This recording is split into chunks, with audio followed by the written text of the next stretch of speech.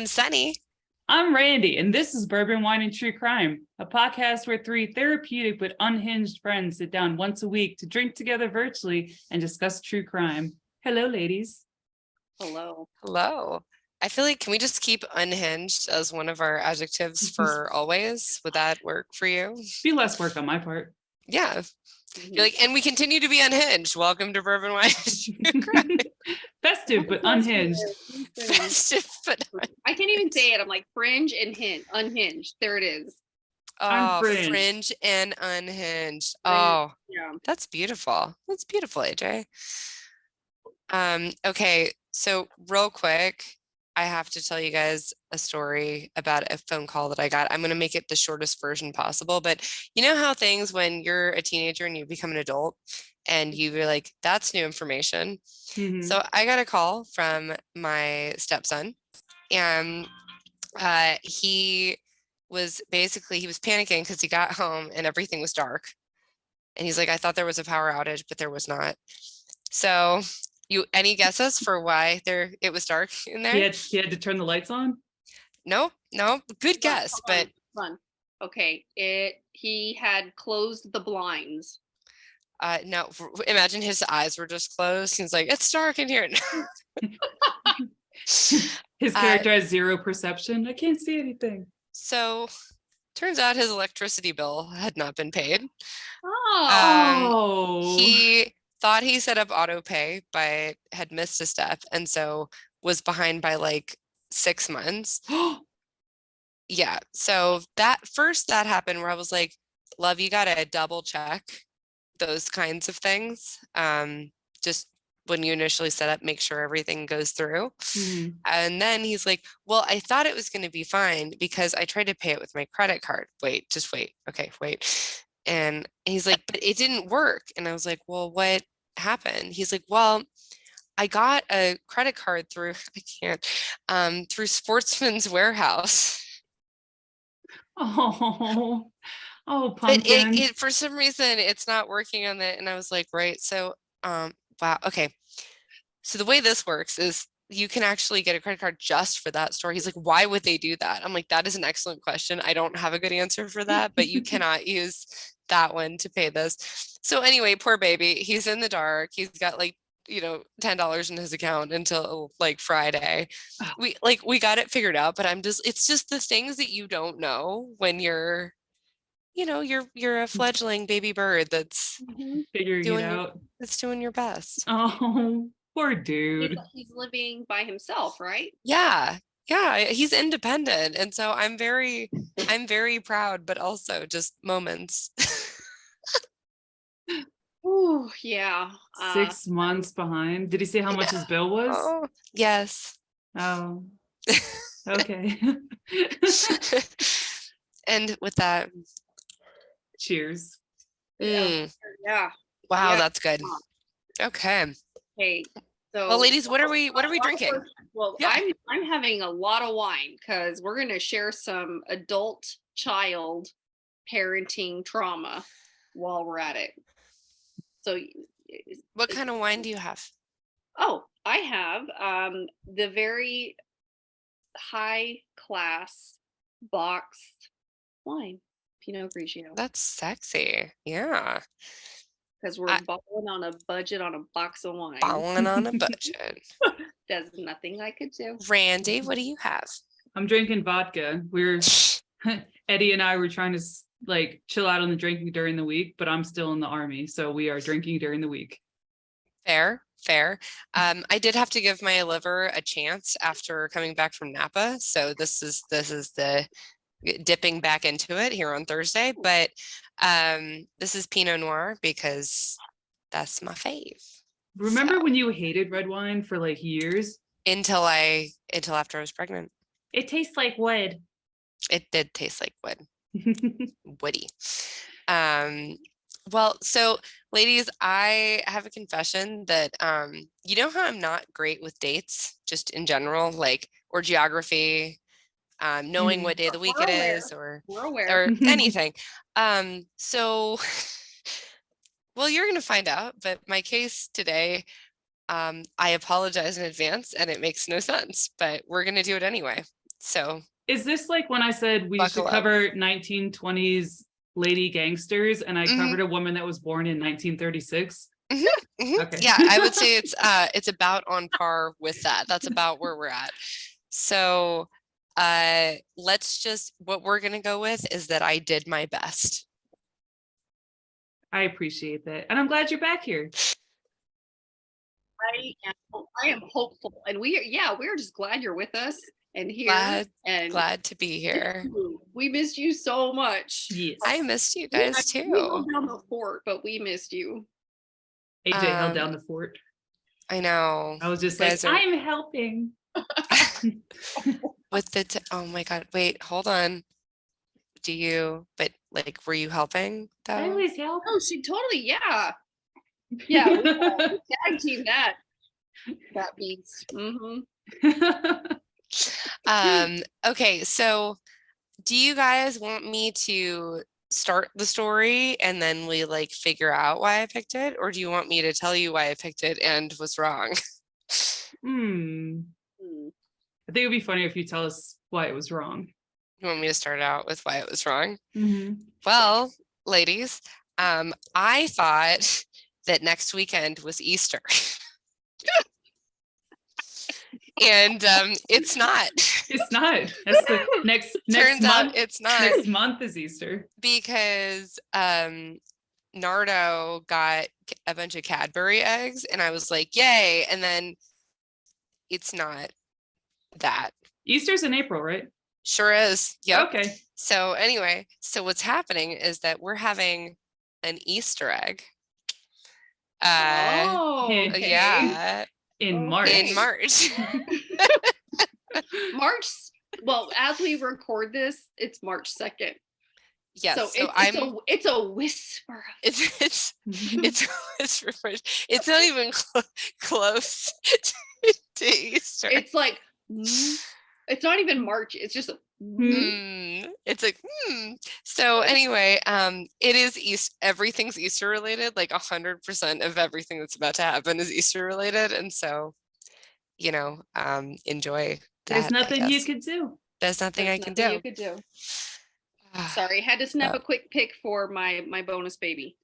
So Oh my you can- goodness. You can see we're all thriving. Okay. All right. So I'm gonna, if you guys are cool, I'm gonna launch into what we're gonna be talking about. Let's So go. I'm not gonna tell you what this is called. I'm just gonna kind of go into the background, and then you're gonna find out about this gentleman as we go. So today we're going to be talking about a fellow named Robert George Irwin. Are you guys familiar? No, but you can't trust somebody with 3 first names. I was just gonna say that. I'm like, those are 3 first names. Why? Mm. Yeah. Mhm. Oh. So, and I will, after we get a little further into it, I will send you guys a picture of Robert George Irwin so you can see what he looks like, which is not my favorite. But so 3 first name Well, man. I'm gonna Google him. Mhm. Okay, Please keep do. going. But no, because then you're going to know about him. Don't do Oh, that. okay. Well, I just want to see his picture. I just want to see a picture. Let me just see a picture. I'll just do Jeez. Okay. images. Okay, hang on. Robert James Irwin. George. Irwin. Here, look, I'm gonna put it. Hang on. No, is it not Okay. gonna do it? Okay. Did you find? I see pictures. Okay. Okay. So Robert George Irwin was the son of evangelist parents, and actually his birth name was Fenelon Arroyo Seco Irwin. I'm So sorry. we what? added. How did it get worse? Just wait. So it started out with Fenelon Arroyo Seco Irwin. He was named for a river near which he was born. Mhm. And he ended up later on in life changing his name to honor his philosophical idol, which is Robert G. Ingersoll. Do we have This an was- approximate age that happened? I don't know, but Okay. his parents did not happy about his idol because this was an agnostic fellow, Mhm. and Okay. they did not like that. Just some fun facts about his reverend father. He had founded a radical religion that denounced everything from Coca-Cola to wearing neckties as being sinful. Okay. Although much is often the case when it comes to radically religious people, he left Robert and his mother destitute when Robert was 3, um, where they led an impoverished life from there on out. Yeah. And so Robert, even though he had a hard upbringing, he ended up learning the trade of sculpting at a state reformatory for, underprivileged youths, mentored by a leading American sculptor and going on to work for a waxwork studio into LA. Okay. So As starting many- out good. Yeah, so starting out okay. We're doing so wasn't great, got a little bit better. We're doing okay right now.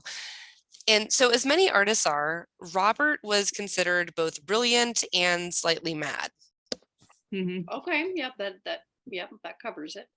An instance of this instability, if you will, is that he tried to cut off his own manhood using a razor at one point. Oh, hmm what year is Wow. this? This is well, I don't know what year he tried to do that, but what we're going to be Well, it talking had about to have is been in like in the 30s. 1930s. Yeah, Oh. 1920s, 1930s. Yes.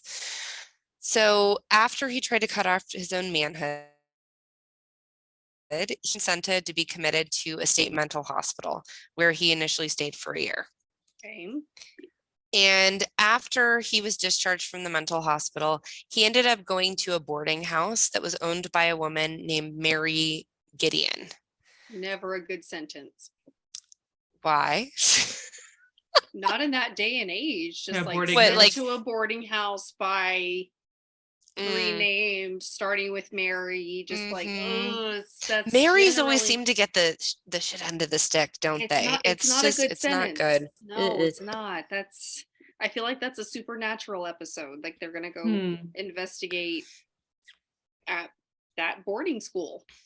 Anyway. So during his stay at the boarding house, Irwin started to become infatuated with Mary's daughter, Ethel, Nope.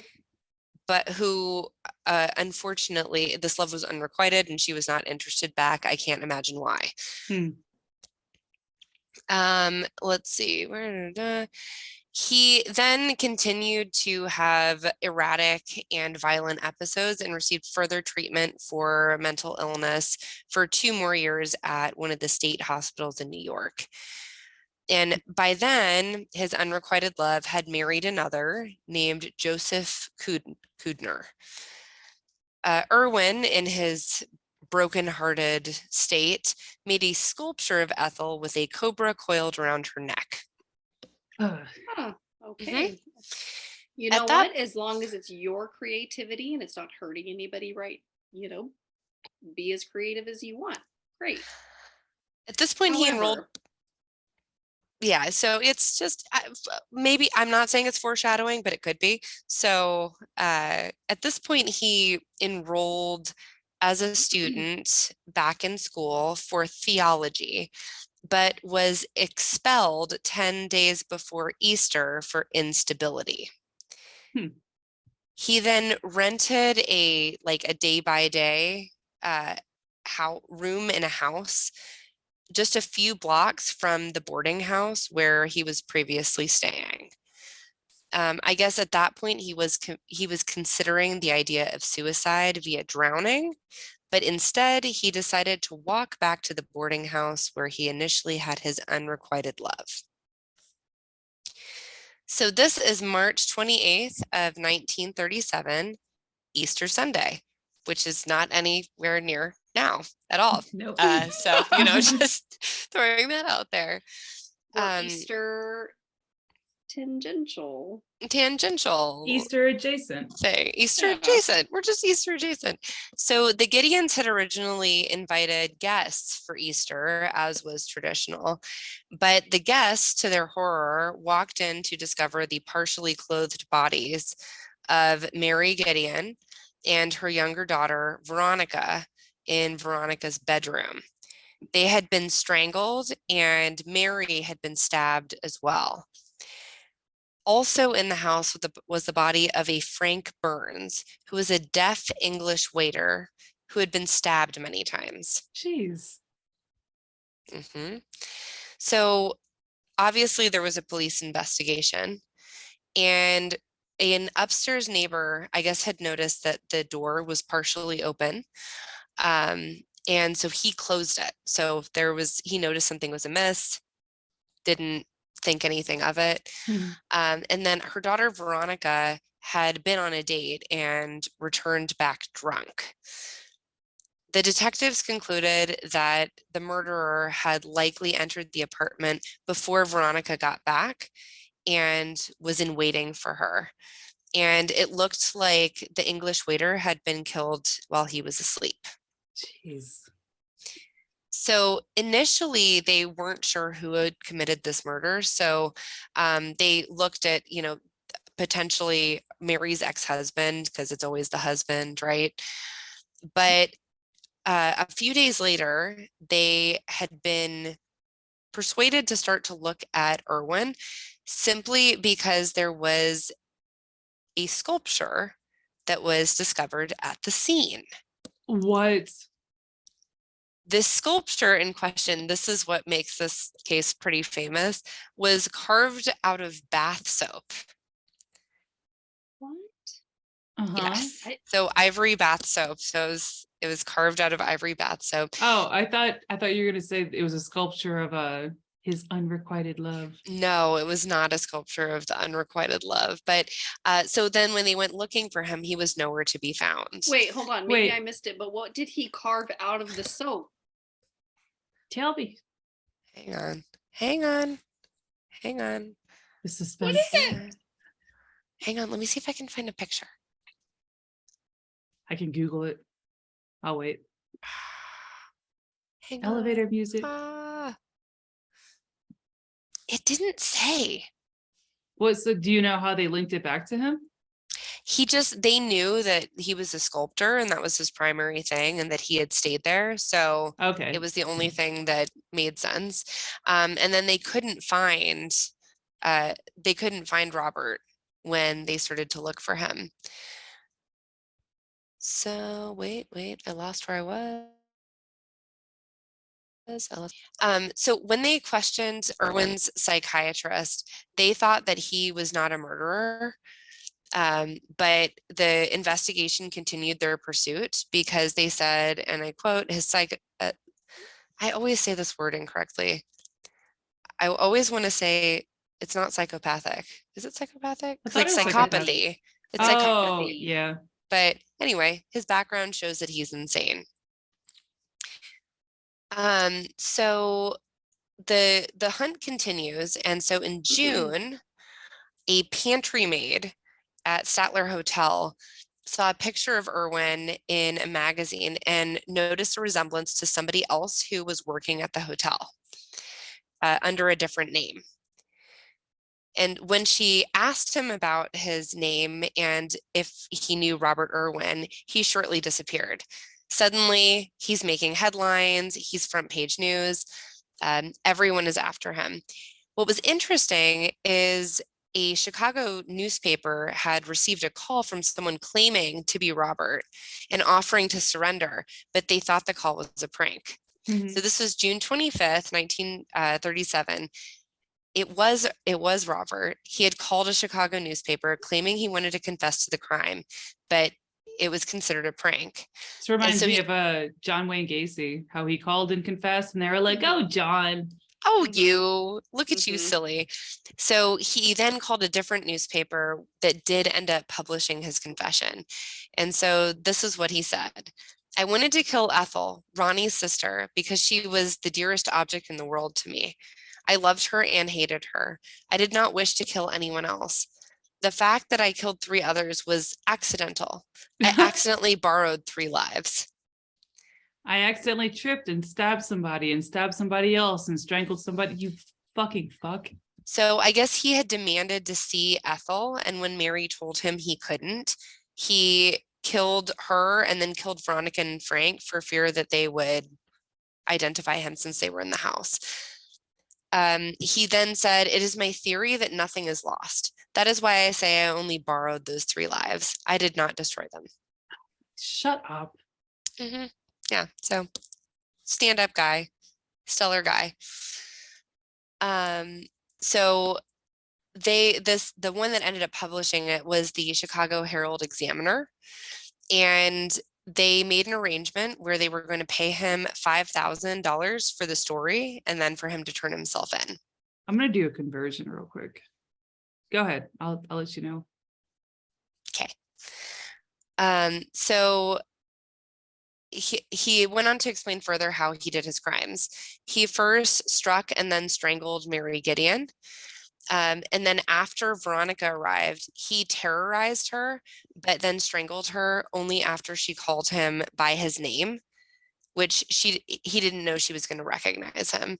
And then the last possible witness, he just was afraid that the deaf Englishman would have heard, which makes no sense. Oh, But he went and killed him while he was asleep. Wow. Yeah. So anyway, and then here's another quote in his confession to New York detectives.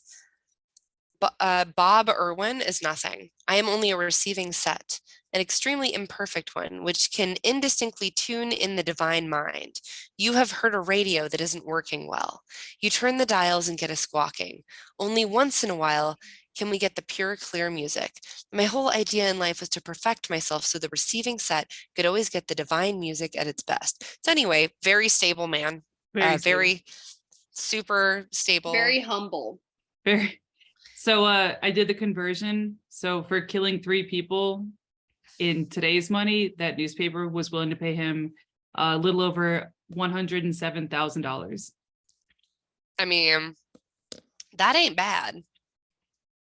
That ain't bad. I've done more for less. Stop it. So your Uber is here. Sorry. So after his confession, he was taken into custody, indicted on 3 counts of first-degree murder. And while the original investigation, they kept saying he was likely insane, the state of New York found him normal at the time of the murders and claimed that he was in his right mind and when he committed them, and he did it on purpose. So even though they tried the insanity plea, he was declared sane at the time. I feel like even if you are like quote unquote normal, spending that much time in a mental hospital in the 1930s, you're going to come out way worse. You're done. Yeah. Remember when I covered the lobotomy guy? Like mental hospitals were not. It was not better. Hospitals, No. It was not. It was infinitely worse. Yeah. So while he was originally going to fight it, Irwin ended up pleading guilty to 3 counts of second-degree murder in exchange for avoiding the death penalty, and just because we should add a little dash of weird in here, a promise that a pair of trousers that he had abandoned in a suitcase left in Grand Central Station in 1937 would be returned to him. Okay. So he ended up being sentenced to 139 years to life in prison and ended up dying of cancer at age 75. So he ultimately was known and sensationalized as the Mad Sculptor, primarily because that was his trade, but also because of the weird ivory soap sculpture, and also for just saying some, you used the word today, some unhinged things during his confession. So while he doesn't have a long story, it is a very strange one. And that is the case of the Mad Sculptor. For Easter, which For is Easter, for Easter, which is, well, we could say that we're celebrating the arts this month. Mm-hmm. Yes. Mm-hmm. But I don't know if that will go with what I was going to talk about next, which were 8 criminal Easter bunnies. Well, it goes right along with Santa Claus. So I was I'm just here thinking for that. it. I I'm here for it. figured. Okay, it's apropos. All right, so are you guys down to hear about 8 criminal Easter bunnies? Always. Yes, always. Okay, so this is off of a site called od.com, and it is talking about eight fluffy-tailed crimes that we're going to hear about now. I mean, All right. admittedly, that's a really good disguise if you're gonna do something like, rob a store. It's pretty benign. Like you Mhm. see the Easter bunny come by and you're like, oh, cool. Like he's on, or he or she, or neither, whatever. They're on their way Either, to neither. yeah, they're on their way to a gig. Like very, very unassuming. So we start out with, because of course this is where this happened, the Easter bunny who brawled with a father in New Jersey Mall. Of course, it's New Jersey. That's why I was like, it's There's either New Jersey or nothing I Florida. could It's do. one of those. There's There's nothing nothing. I could. There's There's nothing I nothing could to do. So Jersey City police responded to the Newport Center Mall in March 2016 after reports of a fight between the mall's costumed Easter bunny and the father of a little girl. Kasim Charles, 22, the bunny in question, and Juan Jimenez Guerrero, 44, the father of the then 1-year-old girl, brawled after she slipped off the rabbit's lap while getting her photo taken. Oh. I mean, There's nothing he could There's do. nothing I could do. The Easter bunny that was stuffed with $30,000 worth of meth. Excuse me? Say again? So in April 2015, a drug dealer faced a dilemma: how to transport $30,000 worth of meth without being detected. He decided to stuff the drug into an Easter bunny and mail it. As luck would have it, the stuffed bunny was sniffed out by a police dog in Tulsa County, Oklahoma, and the intended recipient was arrested by the police. When cops sliced open the bunny, they found 2 condoms filled with meth with a street value of $30,000. 2 condoms is worth $30,000 of meth. We're in the wrong job. I know, right? I'm like, Wow. well, guys. You guys are scientists. We could figure this out. At the end during the credits, we're like, if you're interested in our new side hustle, please meet us at the Please dumpster behind Dairy subscribe Queen. to Patreon for $30,000. We'll send you 2 condoms of meth. 2 condoms of meth and an Easter bunny. It's our new perk. For our premium subscribers, you get a colored flavored condom full of $30,000 of meth. Oh my God. Flavored condoms. They're Ugh. bleh. Ugh. Pastel condoms to match the holiday. All right. Yeah. Moving on. Okay, so we also, and there's just, Easter bunnies are aggressive. The Easter bunny and his assistant who attacked a mall patron. A mall Easter bunny and his wife were arrested on battery charges in 2006 in Fort Myers, Florida. I knew it was gonna be Florida. See, do you see? Florida. Florida. The rambunctious bunny allegedly struck a mall visitor who complained about the early closure of the photo line to meet the Easter bunny. When she complained to the bunny's assistant and significant other, the 2 women began to argue, and the significant other punched the patron in the face. 80-pound Easter bunny then removed his bunny head and joined the fray. Wait, how big is the Easter bunny? 280 pounds.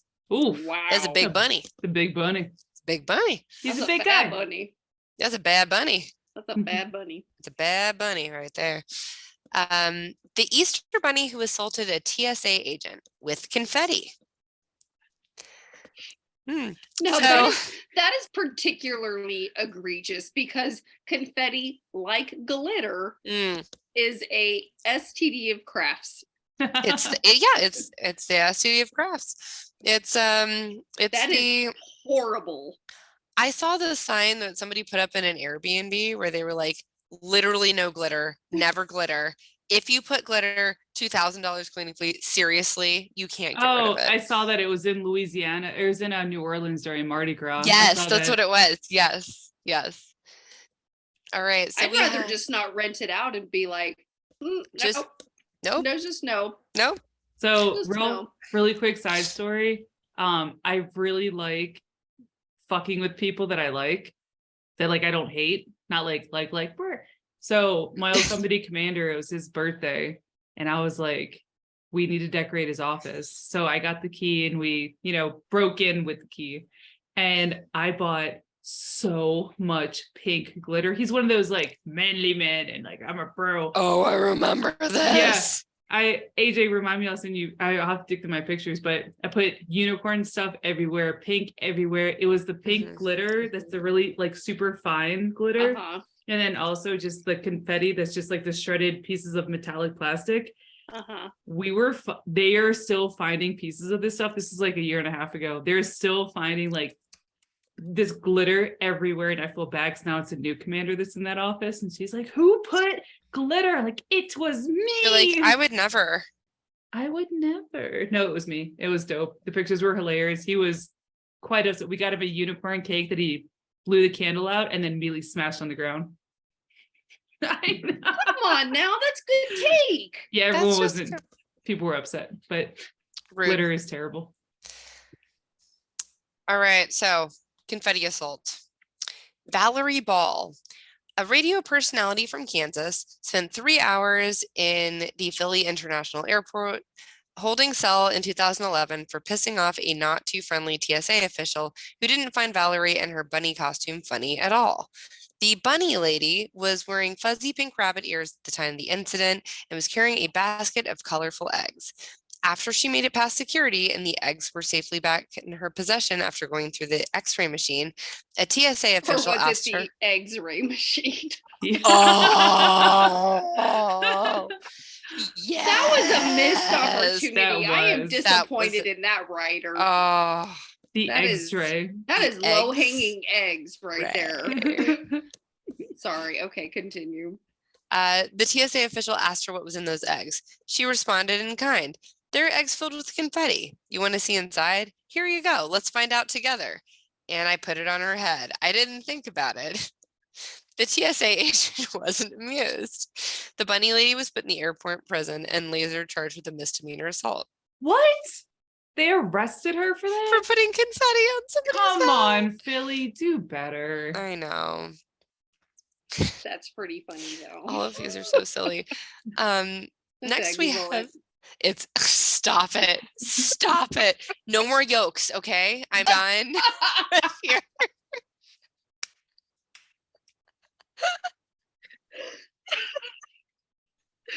I'm a head out. Randy's like, you guys are such sellouts. You guys are such sellouts. I'm done.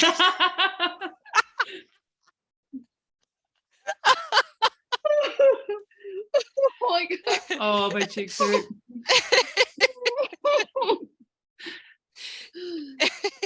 Okay. All right. Okay, we're good. Okay, so the Easter Bunny who was stopped on a California highway for operating a motorcycle without a helmet. It wouldn't fit over his ears. It's the ears. It's the ears. Even the Easter Bunny is not immune to the rules of the road. In 2013, a California Highway Patrol officer made an unusual traffic stop when a man in a bunny suit was caught driving a motorcycle without a helmet. The officer, who was on routine patrol on Interstate 8, observed the costume man traveling down the highway near San Diego. He proceeded to make a traffic stop after noticing the bunny's tall white ears were not covered by a helmet. He also said the costume posed a safety concern as it was a visual impairment. The bunny told the officer he was headed to a charity event and was sent away with a verbal warning. Aw. At least he wasn't arrested. The self-medicating Easter Bunny who was caught popping pills on the job. Okay. Oh, well, we know kids can be a bit of a handful, but one Easter Bunny took self-medicating to an extreme after being busted on charges of illegal possession of prescription drugs while performing at a Virginia mall in 2012. Joshua Lee Bowling, 24, was still in costume when escorted outside by cops. Oh, can you imagine? They had to see the Easter Bunny get arrested. It's going to be the same as like the Santa Claus massacre. It's going to be devastating. I think if you work with the public, you should 100% be allowed to self-medicate however you see fit.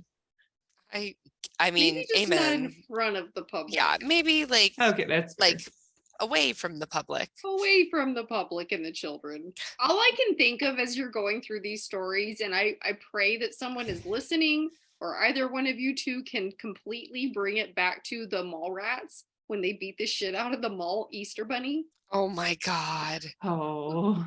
No?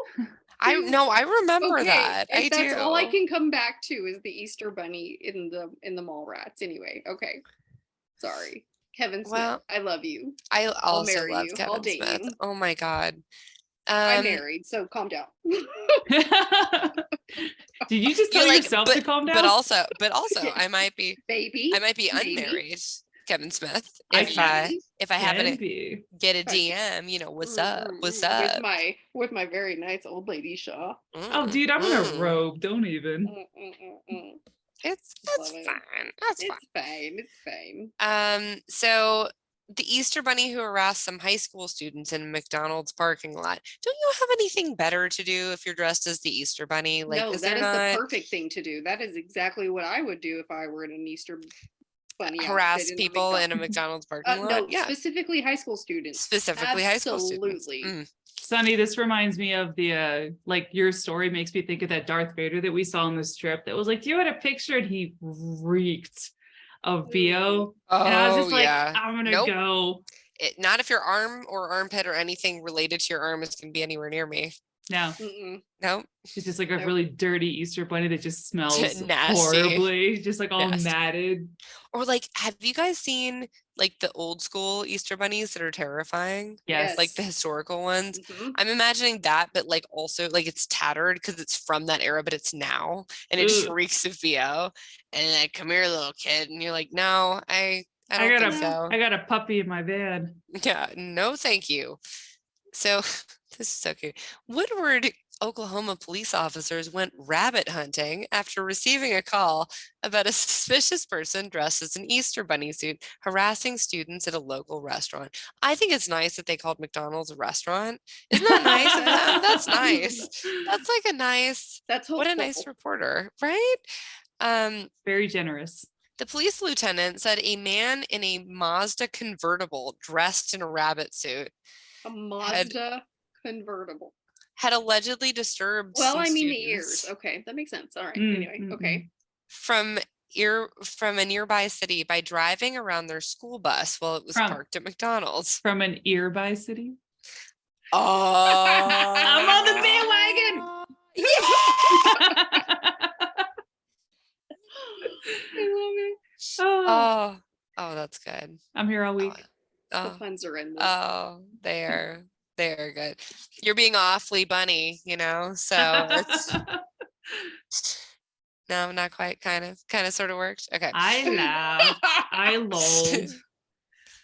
Yes. Terrible Yes. buns. Terrible bunny jokes. So so let's see. When officers responded to the call, the bunny had fled the scene, but the lieutenant said officers were able to track down the vehicle and discovered that the driver was, in fact, wearing a pink bunny costume. He was let off with a verbal warning. Well, that's great. But I need more context. Like, this is a short story waiting to happen. Like, where was he going? Where was he from? Why was he in the bunny suit? We don't know. Yeah, because generally you don't see pink Easter bunnies. It's not, yeah, like Not it's not in the commonly. 80s anymore. Like 80s was like confetti pink, or not Yep. confetti, but like Pastel like, pink. what's like that you eat at the circus? The Cotton Oh, candy. what cotton there candy you pink? go. Yeah. Cotton candy pink, I never liked cotton candy. It's right. I can't remember. What? Oh, you're And- wrong. You weren't on the cotton candy body spray? Oh, I was all about Oh, that. all over it. All over it. It was Mm. nauseating in hindsight. Mm.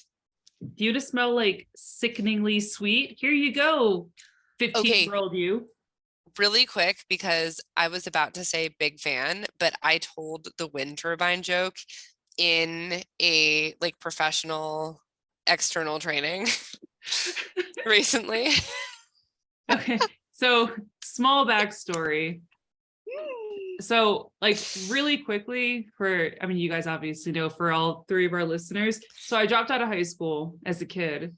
And for many, many years, I equated education to intelligence. And I now know that those are not the same things. Nope. However, Correct. for a long time, I thought because I was uneducated, I was unintelligent.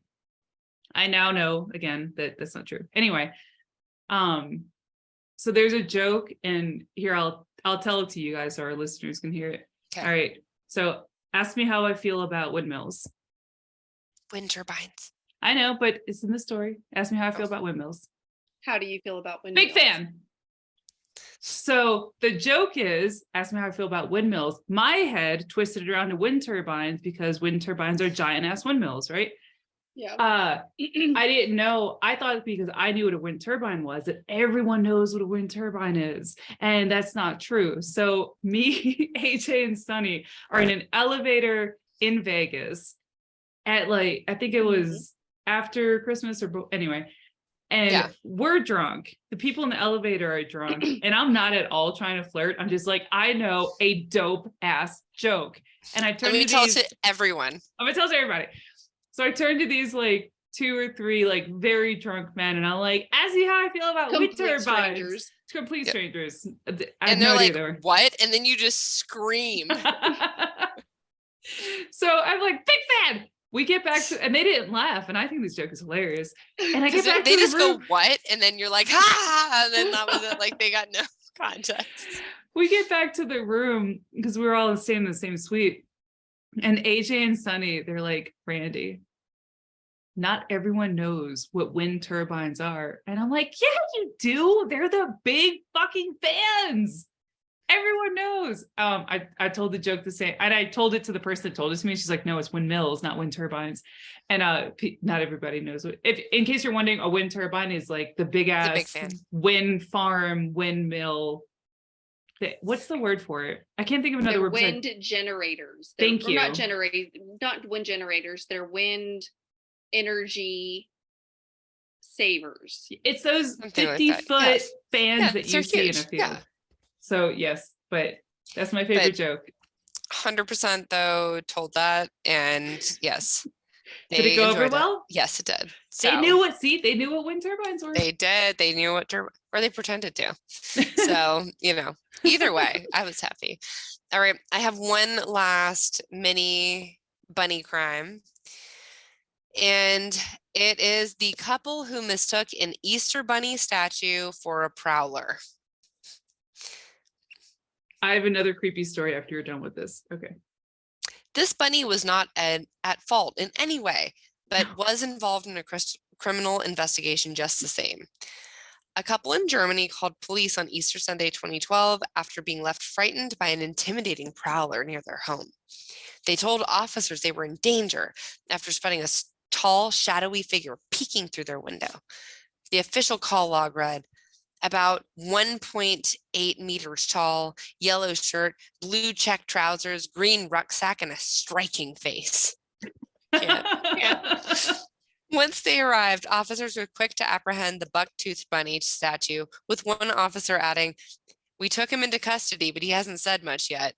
It was a pretty good joke, and we're waiting for his owners to come and get him. Somebody just put a statue out there. I think it was their own statue. It was yeah, that's what Oh, it sounds like to no. me. Yeah.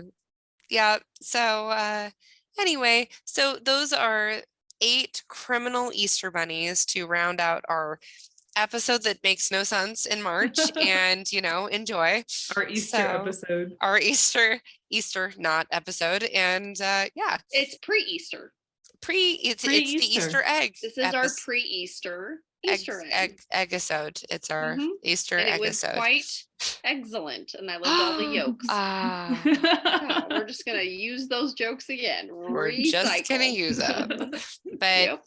that's all I got for you guys, and that is my accidental Easter episode. So Well, we missed you. We missed you so We much. did. We're glad you're back. I missed you guys know. too. Did you listen to the episode yet? What AJ said about Napa Valley? No, I haven't had a chance yet. Well, I'm not gonna ruin it. We're not gonna ruin it. No. We're not gonna ruin it. We'll know if we get something. We'll know. We'll know. So now you just have to listen to our Oh, own I'm episode. gonna. Oh, Right. you just You wait. better. Oh, I'm gonna. Mhm, So, mhm. because I don't have class this week. So, 'cause I just finished one, I'm starting again. So, My class starts this week. Nope, next week. well, thank you everybody for listening. Yes, please You can find us find us on. at yes, go. Sorry, I like jumped Sorry. in. You find us on social media, Bourbon Wine and True Crime at Facebook and Instagram. You can email us at bourbonwineandtruecrime@yahoo.com if you have any case suggestions or stories. I kind of want to start doing creepy things maybe because I'm obsessed with haunted Mhm. things. And also Please like, subscribe. subscribe, and leave us a good review. Till next time. Thank you. Bye.